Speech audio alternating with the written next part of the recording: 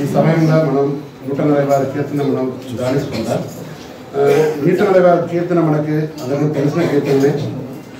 ఇక్కడ స్టార్టింగ్లో ఎట్లా ఉంటుందంటే యెహోవాను స్తుతించడం ఉంటుంది. ఈ కీర్తన స్టార్టింగ్లను ఎండింగ్లను అదే సేమ్ మీనింగ్లో ఉంటుంది. యెహోవాను స్తుతించడం ఉంటుంది. సో ఎండింగ్లో కూడా యెహోవాను స్తుతించడం ఉంటుంది. సో మనం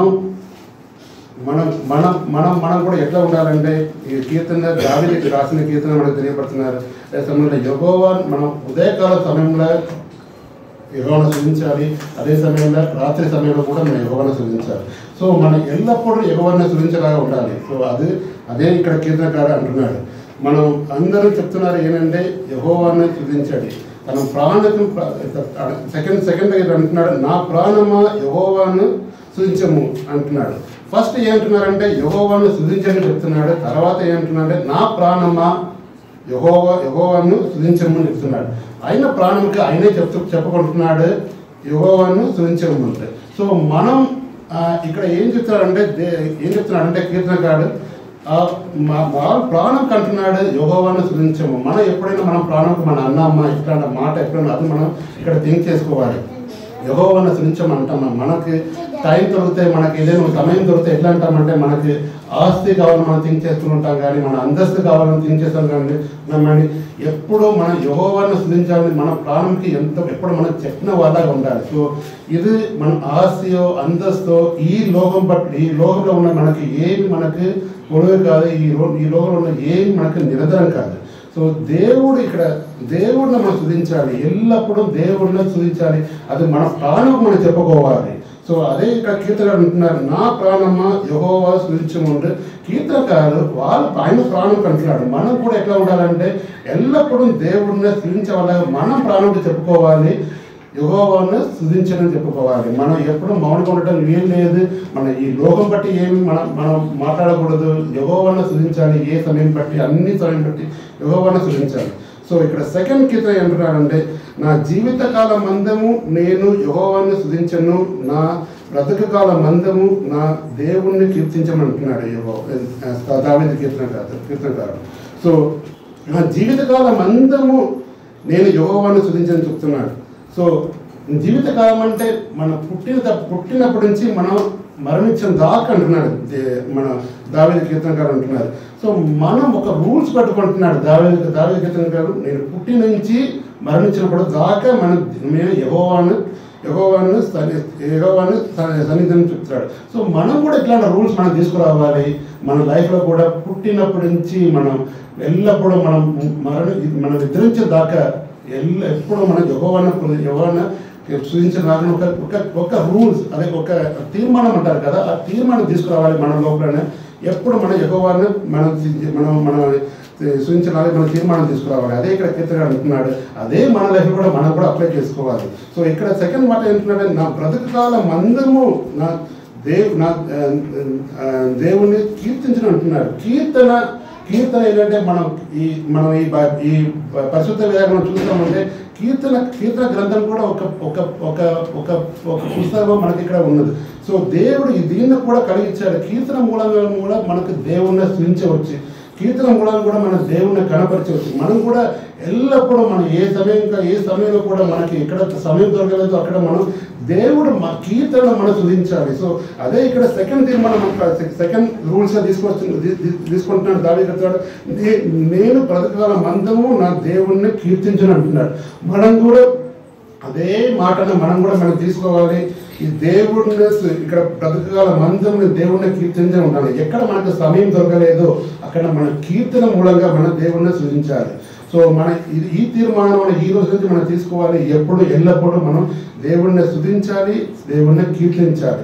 ఇది కీర్తించి ఉండడానికి మనకు సమయము ఏమి మనకి లేదు చెప్పడానికి వీలు లేదు. మన సమయం బట్టి మనం కీర్తించాలి, స్తుతించాలి. అదే ఇక్కడ కీర్తనగా అంటున్నారు.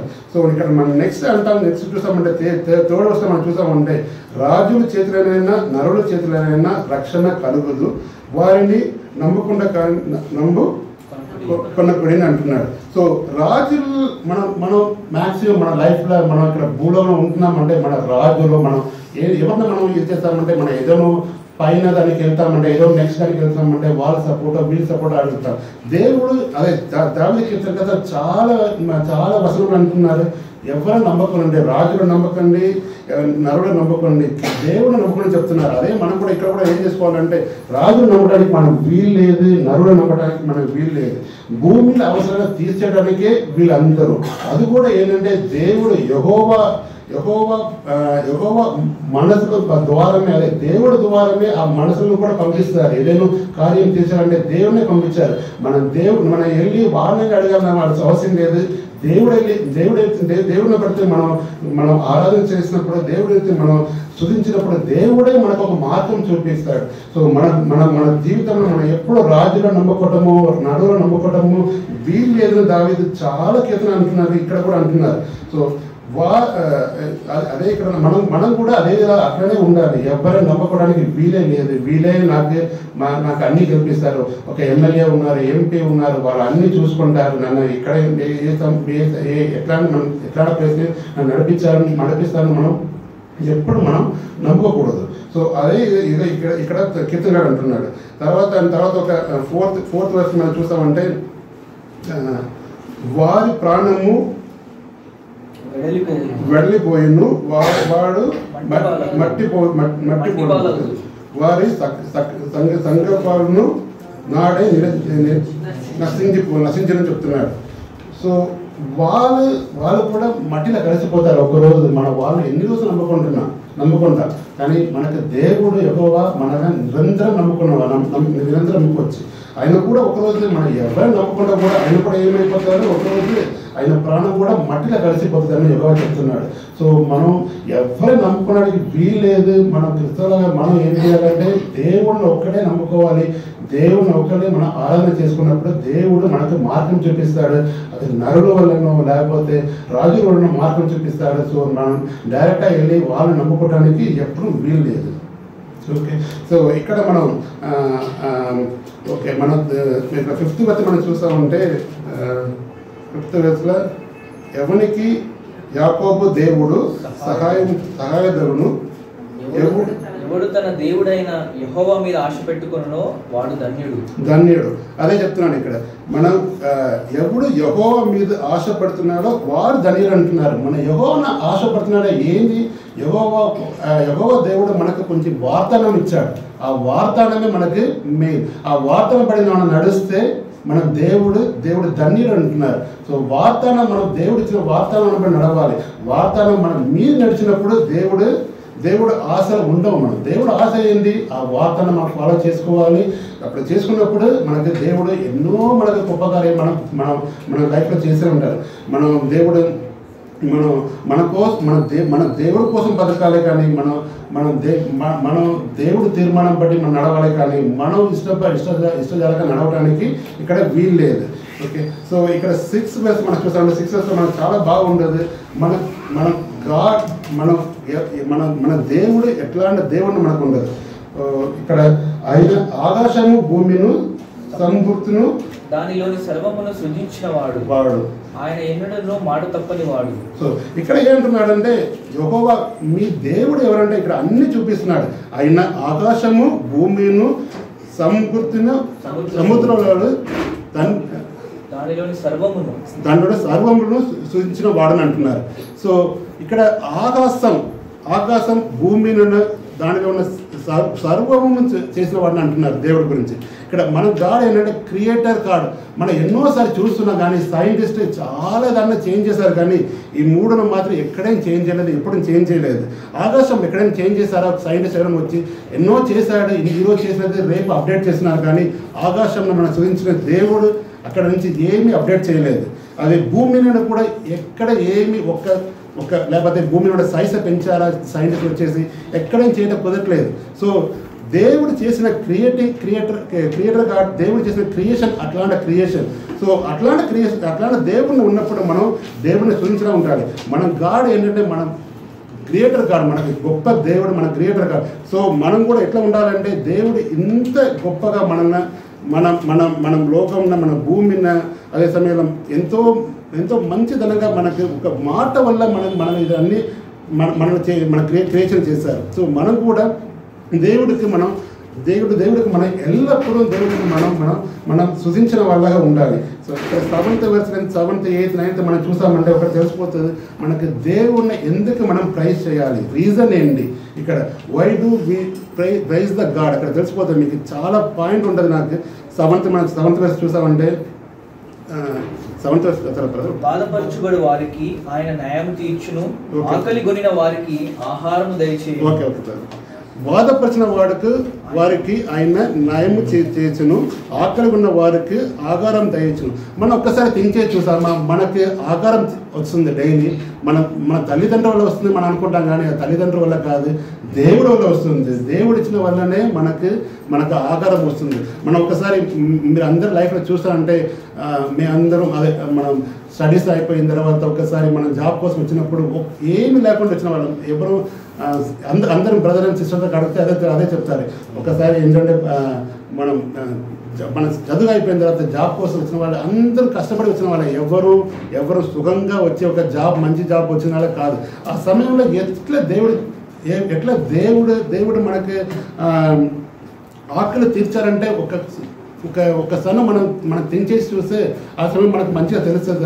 ఆకలి అంటే ఆ సమయం మనకు తెలుస్తుంది. ఇప్పుడేదో మంచి రీతిగా దేవుడు కొంచెం మంచి రీతిగా మంచిగా మనం దీవించి మనం మంచి రీతిగా ఉన్నాం, కానీ ఆ సమయంలో మనకు దేవుడు ఎంత ఎంత గొప్ప రీతిగా మనకు ఆకలి నుంచో అన్ని సమయాల నుంచి అన్ని చోట్ల మనల్ని నడిపించిన దేవుడు అది మనం ఆలోచన చేసుకోవాలి. ఎల్లప్పుడూ ఆలోచన చేసుకునేసి మనం ఎల్లప్పుడూ దేవుడిని స్తుతించలాగా ఉండాలి. సో మనం ఇట్లాంటి దేవుడిని కలిగి ఉన్నప్పుడు మనం ఎట్లా ఉండాలంటే మన దేవుడిని ఎప్పుడు గణపరిచిన వాళ్ళగా ఉండాలి. ఇక్కడ కూడా దావీదు కూడా ఇదే చాలా చూశారు. దావీదు కూడా జీవితంలో చాలా చూశారు. సౌలు మహారాజా ఆయన చంపటానికి తిరిగినప్పుడు దావీదు ఎక్కడెక్కడ ఉన్నారు, పొగల్లో ఉంటారు, గొండల్లో ఉంటారు, రాత్రి సమయంలో నది దాటి ఉన్నారు, కానీ అన్ని సమయంలో దేవుడే వాళ్ళని నడిపించారు కదా. అదే సమయంలో మనం జీవితంలో కూడా దేవుడే మనల్ని నడిపిస్తూనే ఉంటారు. ఏ సమయం కానీ ఎట్లాంటి కష్టం వస్తే కానీ, ఎట్లాంటి ప్రాబ్లం వస్తే కానీ, ఎట్లాంటి చింత వస్తే కానీ ఎప్పుడు మనలో విడిచిన దేవుడు కాదు. అదే ఇక్కడ 7th 9th verse 4 verse అని చూపిస్తుంది. రీజన్ ఏంటి, దేవుడిని ప్రైజ్ చేయడానికి ఏంటి రీజన్, ఈ రీజన్లో అన్నీ వచ్చేస్తుంది. ఈ రీజన్లో ఏమీ లేదని కాదు. మన 9th verse చూసామంటే, యెహోవా పరదేశులను కాపాడువాడు, ఆయన తండ్రి లేని వారిని విధురాండ్రను ఆదరించువాడు. ఓకే బ్రదర్, యెహోవా పరదేశులను కాపాడేవాడు, ఆయన తండ్రి లేని వారిని విధవరాలని ఆదరించేవాడని చెప్తున్నారు. పరదేశులను కాపాడినవాడు యెహోవా ఎవరిని విడిచిపెట్టారండి, తండ్రి లేని వాడిని విడిచిపెట్టరు. ఆయన తండ్రిగా ఉండి తల్లి లేని వాళ్ళని ఎప్పుడు విడిచిపెట్టరు. ఎప్పుడు ఆయన పక్షంగా ఉండి నడిపిస్తూనే ఉంటారు. సో మనం కూడా ఏం చేయాలంటే, మనం ఇంత గొప్ప దేవుడిని మనం కలిగి ఉన్నప్పుడు అందరూ అంటుంటారండి, మనం నాకు ఒక్కొక్కసారి చూస్తే తండ్రి లేదు మనం ఫాదర్ లేదని అంటున్నా, కానీ యెహోవా పక్కన మనం మొరయించినప్పుడు యెహోవా ఎప్పుడు మనం విడిచిన వాడే కాదు. సో మన దేవుడు ఎట్లా ఉంటారంటే, ఒక గాస్పెల్ ఉంటుంది కదా, మన జాన్ గాస్పెల్ 15th ఉంటారు. 15th ఒక మాట ఉంటుంది కదా, ఒక John gospel 15th John gospel 15 మనకు అందరికీ తెలిసిన మాటనే.